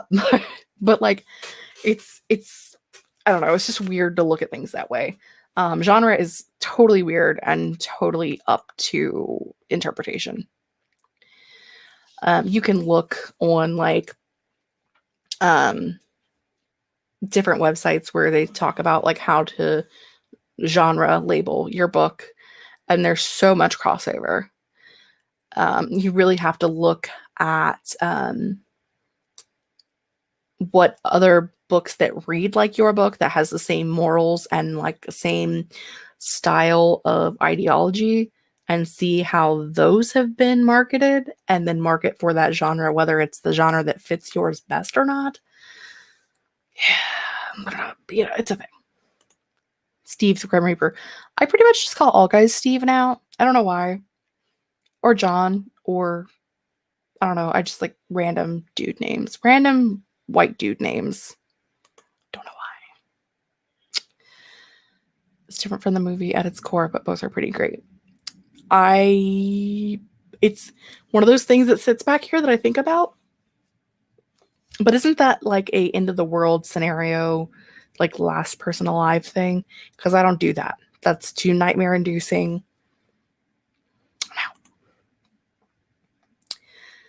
Have I read Pride and Prejudice? Yes, I read Pride and Prejudice. I kind of had to push through it. If I had not watched the movie and loved the movie so much, I probably wouldn't have finished the book. But it's like Shakespeare to me. Like the language is too flowery, but it's just my own personal opinions. League by Sherilyn Kenyon. I'm writing it down. As soon as I remember how to spell league, we'll be doing all right. It's too late in the evening to figure out spelling, so spelling hurts. Yeah, I can't. It's too nightmare inducing for me. End of humanity type books.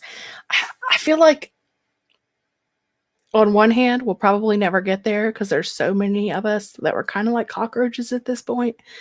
But also, I feel like if we don't change some things, we're probably going to get there a lot sooner than people expect us to. So I can kind of see both sides of the spectrum on that.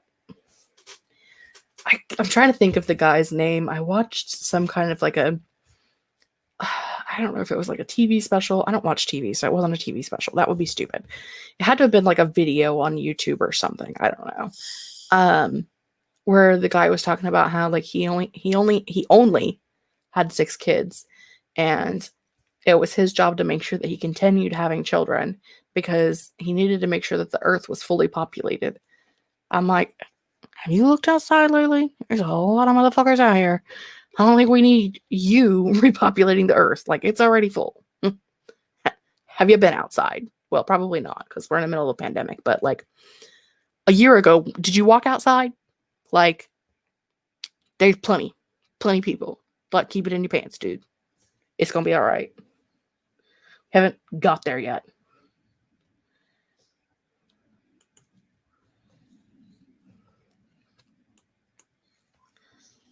I mean, if you make enough money that you can raise all of your children without living off of government assistance, and I feel like at 6, you have to also make enough money that one of you can stay at home with your children, because you're not affording childcare at 6. You're not doing it. You can't. Then sure, go ahead, have all the kids you want. But not because you need to make sure the earth is populated. Have you been outside? Funny. A Little Princess by Frances Hudson Burnett. All right. Not one that I think I've heard of. I have, what is it? The Littlest Prince? I have a really old one that's fallen apart. I have some books from forever and 3 days ago. Some older, like Agatha Christie and stuff that I got from a library sale.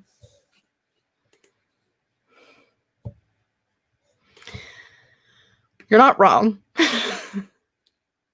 You're not wrong. There's some really weird stuff going on in the world. Yeah,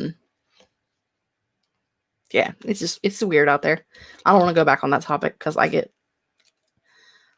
like emotionally invested, and then I am just like this person that sees everything from both sides.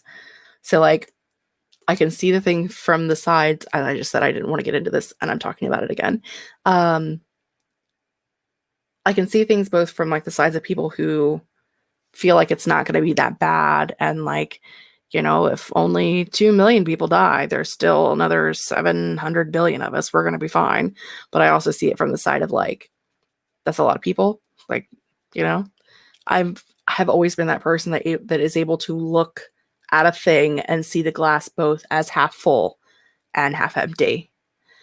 And so it's very stressful on me when we're like in this kind of a situation where everybody is pulling from one side or the other, because I'm like, I totally get that, but also I totally get this, but that makes sense, but also that makes sense. And also you're a moron and you're a moron. Like it just is, it's a rough time for me is what I'm saying, for my brain. Because I try to see the best in all situations, and I try to like see the logic in all options. And when it's stuff like this, there's not a whole lot of logic going around.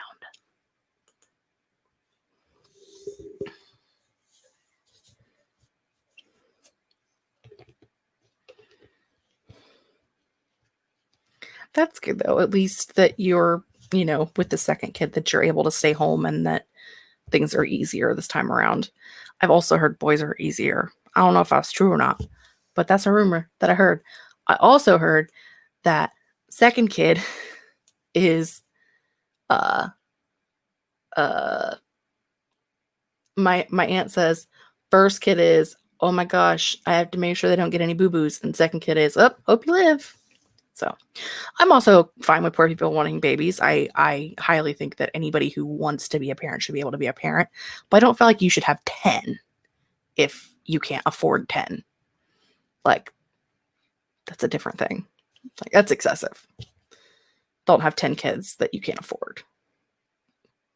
You don't need 10 kids to be a parent.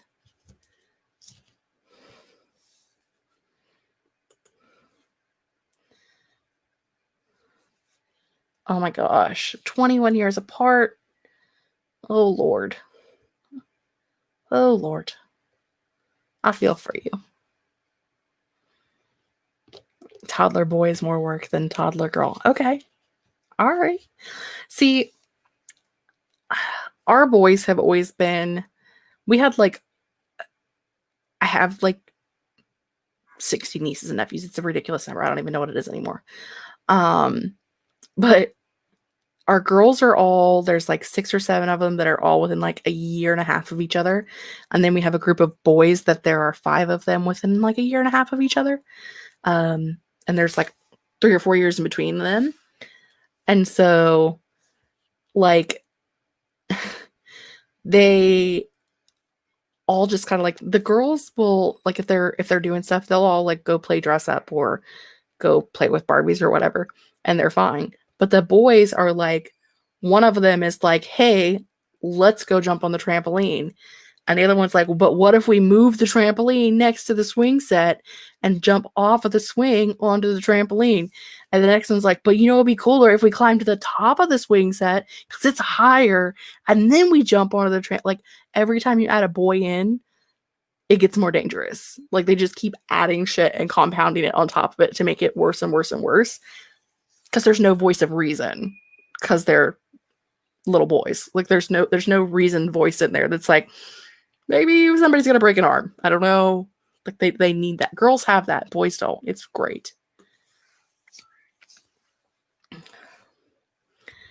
I mean, babies are babies, and you just gotta love them regardless. I mean, obviously, you've heard me say it many times. I don't have kids. I don't want kids. That's my decision. But, like, I still love kids. Obviously, I have like a bajillion of them.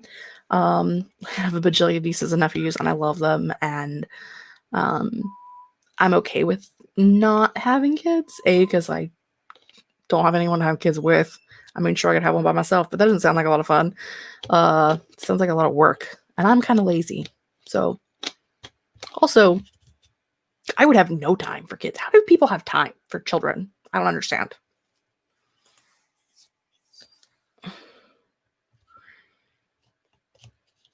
Yeah, I've heard the second kid is definitely the hope you live. Well,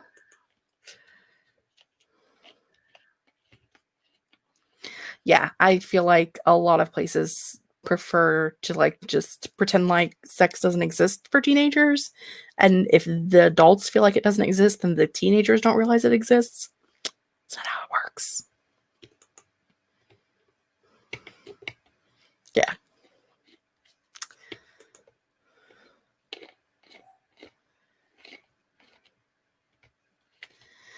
Yeah.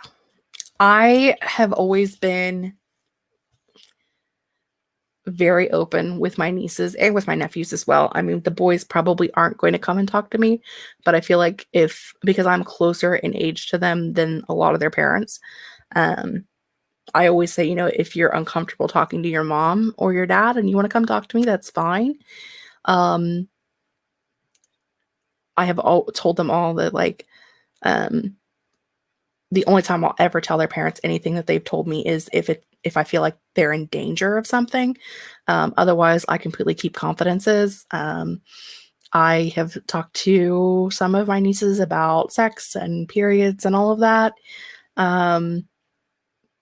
I just keep things very open with them, and because of that, they do come to me for a lot of things, and I feel like it just makes it easier for them to have somebody to talk to that's not their parent, who's not going to judge them and not going to yell at them for something. And I have had to go to parents before.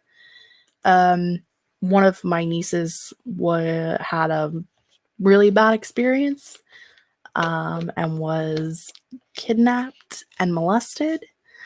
And one of the other nieces heard about it but didn't know how to ask about it. And so, because I wasn't sure what she was ready to hear at her age, I, suggested that she go to her parents and talk to them if she felt comfortable, and asked her if she was comfortable with that. And she said yes, but she, wasn't sure. And so I warned them ahead of time that she was going to come and ask them about it so that they could prepare what they wanted to say ahead of time. So it's I feel like all kids need somebody that they can go to, that isn't their parent, that they can talk to. And I hope that I'm that person for them. And most of them do. I like, my nephew lives next door. He comes over so I can cut his hair. Like, that's our bonding time. He's like, will you cut my hair? I need it. So, it's just, you gotta do what you gotta do for the kids. I mean, like I said, I don't have kids and I don't want kids, but they're already here, so somebody's gotta take care of them. Might as well be me. I can be the fun aunt. I can also be the very authoritarian because I don't put up with their bullshit. there's no crying in my house, and I have set a kid out on the front porch in the middle of winter for crying, so they stop crying pretty quick. I'm mean. I'm sorry. Were you just crying in my house? What, I'm sorry. Was that crying inside my house? Are you allowed to cry in my house? And then they'll be like, no. It's great. I love it. They're my favorite. I love the little kids. I love like toddler age kids. I'm not a big proponent of babies, but just because I think I'm afraid I'm going to break them. So, you know, it's fine.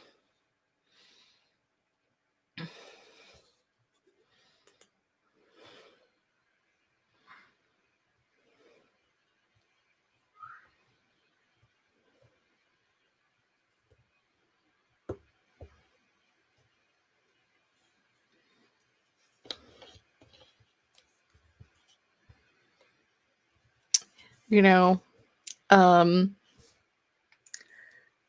in the like, does everybody have like this fantasy world that they run in their brain of like, if I were the dictator of our world? Because in my dictatorship, you have to apply for a license to have a baby. Because I feel like there's some rudimentary tests we need to pass. Because like, you have to have a license to drive a car, and you have to have a license to fish, to feed your family. But you can have as many kids as you want. I feel like there should be like some basic ground rules. Like you should have to take a class. Like, you know, there should be some ground rules. Also, I feel like everybody should have to work in retail for like a whole year before they're ever allowed to go into a retail store or a restaurant or call a customer service line. I think that's because I've worked in retail at a restaurant and I answer a phone in the business every day. So, yeah.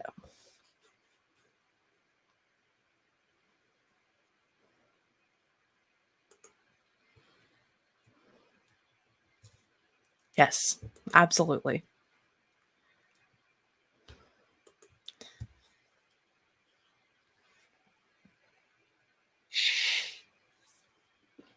It's crazy, the world that we live in. But it's better than it was 100 years ago, and it's better than it was 100 years before that. And all we can hope is that we make the changes so that it's a better 100 years from now. There's never been like a perfect time in the world, and anyone who tells you that has never picked up a history book. I mean, historically, our entire global ecosystem has been riddled with natural disasters, and there's always been war and famine. And I mean, is there a single decade in the history books where there wasn't some kind of like a major war or conflict? And it happens all the time. So it's not great, but it's getting better. And hopefully it continues to go better and not in the other direction. I feel like it might go in the other direction, but also I'm hoping that it doesn't. So yes. See? That's all you need. Just death plans to be the great-grandmother to a great leader. Eva was Susie's great-great-grandmother. She's the one that first had the idea for whatever it is that saved the planet. It's great.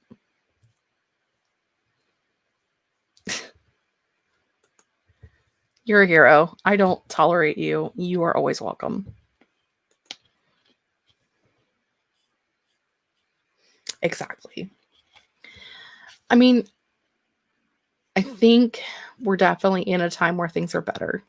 As I said, I wouldn't want to have been around 100 years ago. Doesn't sound like it was a fun time for anybody.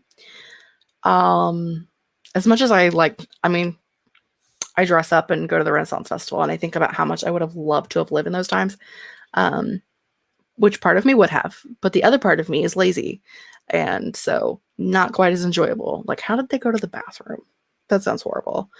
Also, I would have been married off at 14 and I'd probably have 10 kids by now if I lived this long, because I probably would have died during childbirth. So it's definitely better now. But also, can we go back to like wearing the cool outfits? Yeah. And can we go back to like it being socially acceptable to wear that cool outfit whenever you went places? Because I would love that.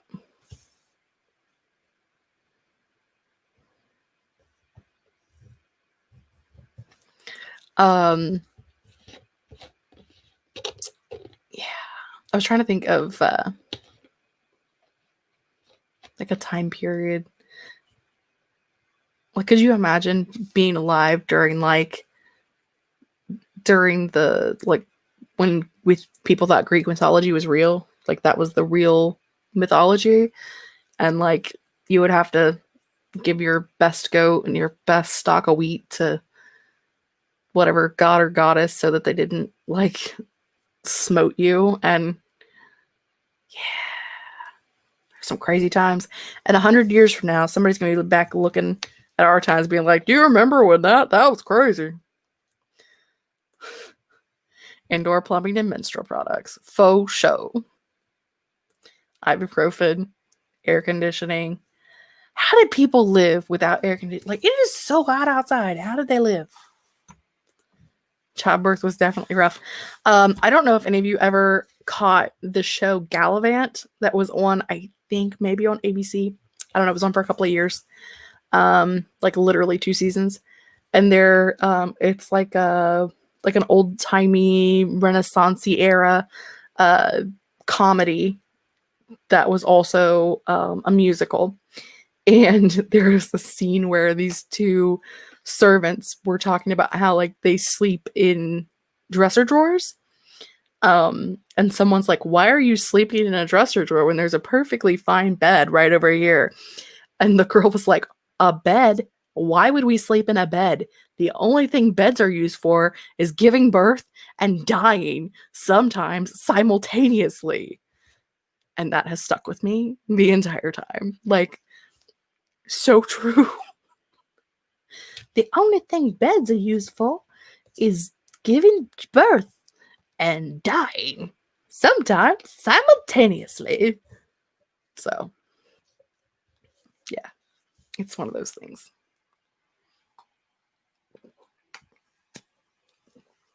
I don't know if Hellenism specifically is back, but as I have a pagan pantheon, also, I'm pagan, I'm a witch, I choose my own pantheon. Most people do if they've practiced. You can choose the Greek gods as your pantheon if you want to. So, I mean, I definitely know that there are people that those are the gods and goddesses that they prefer to worship too. I think it's all kind of the same thing, but you can think whatever you want to think. Rick and Evelyn from The Mummy, for sure. Were they used to conceive the baby, though? Like, because there was one bed in a house full of like 20 people. Like, they were doing it in the haystacks out back, for sure. Miguel, we're talking about the world in general and how it's better than it was in ye olden times, and how much we like air conditioning and indoor plumbing and ibuprofen. Also, I seen a meme the other day about The Mummy. Like, it was like a whole list of things about The Mummy, and it made me think about how long it's been since I've watched it, and I don't remember a lot of it. So I need to find it on one of the 87,000 streaming services that I have and watch it. For sure. I mean, I kind of dress like I dress like a teenage boy 87% of the time. Like, I'm wearing a tank top and bike shorts. I live in bike shorts. Mostly because I'm fat and they're comfortable.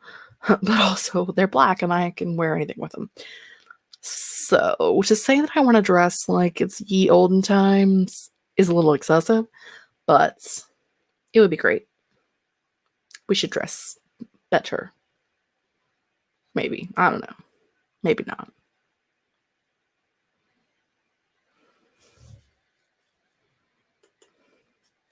Yes, several historical sects of people had sanitary systems.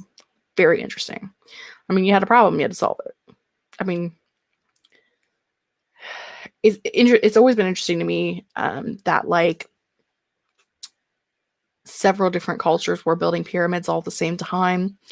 Several different cultures were all had like the myths of dragons at the same time.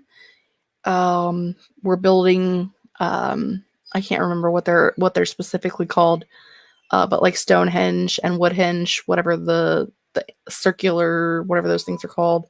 I don't want to know why I'm blanking right now, probably because it's like my bedtime. But you know, these countries, these civilizations that had no contact with one another were all creating these same things at the same time. Very weird.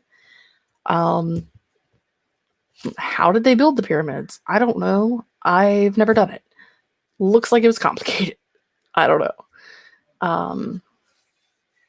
Like, I find it interesting that Egyptians with like sticks and twigs and axes made from stones could make the pyramids that are still standing, but modern day contractors have a hard time finding a house to stand, like building a house that'll stand up for 20 years without collapsing because they do a shitty job. So, like, that's interesting to me that we have went so far downhill on that.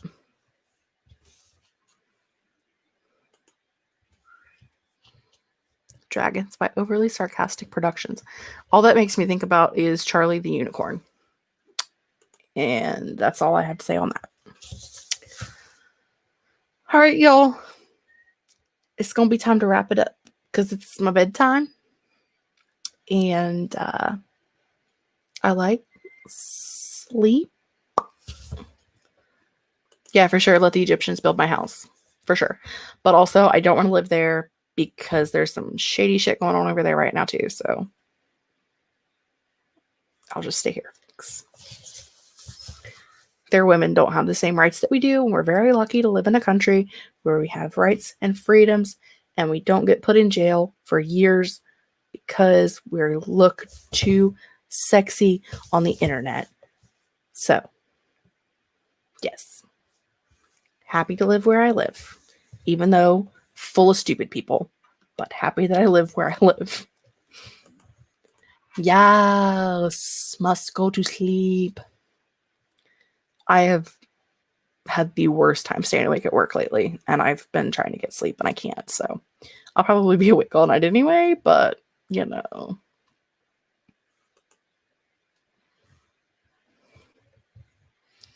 Thank you for hanging out, Eva. Yes, a feathered serpent, which I think they've kind of concluded that it's all because of dinosaurs, but you know. Thanks for hanging out with me, everybody. We'll have to do this again sometime. I don't know how we just sat here and talked for 2 hours. It was great. Hope y'all have a wonderful evening. Hope y'all enjoyed the readathon.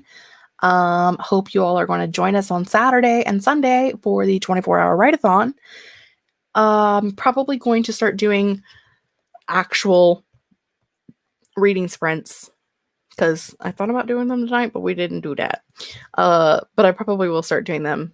Maybe not weekly, but every couple of weeks. I was going to do them this week, but that's too much. I got a 24-hour. I'm good. So soon. So I will see you guys later. Bye.